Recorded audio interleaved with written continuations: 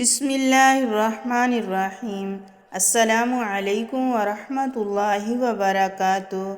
حضرت ابو ہریرہ رضی اللہ تعالیٰ عنہ کہتے ہیں کہ نبی اکرم صلی اللہ علیہ وآلہ وسلم نے فرمایا، اللہ تعالیٰ ہر رات کو جب رات کا پہلا تہائی حصہ گزر جاتا ہے، آسمان دنیا پر اترتا ہے اور کہتا ہے، میں بادشاہ ہوں، کون ہے جو مجھے پکارے تاکہ میں اس کی پکار سنوں؟ کون ہے جو مجھ سے مانگے تاکہ میں اسے دوں؟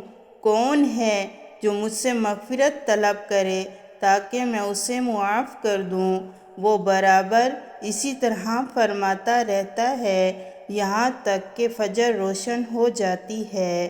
جامعہ ترمذی حدیث نمبر 446۔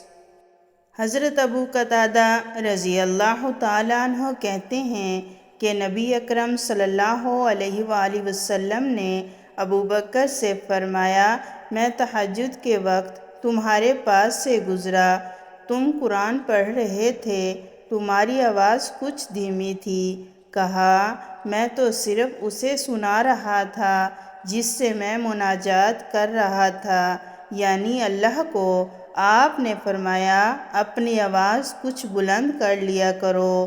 اور عمر رضی اللہ تعالیٰ عنہ سے فرمایا، میں تمہارے پاس سے گزرا تو تم قرآن پڑھ رہے تھے، تمہاری آواز بہت اونچی تھی۔ کہا، میں سوتوں کو جگاتا اور شیطان کو بھگا رہا تھا۔ آپ نے فرمایا، تم اپنی آواز تھوڑی دھیمی کر لیا کرو۔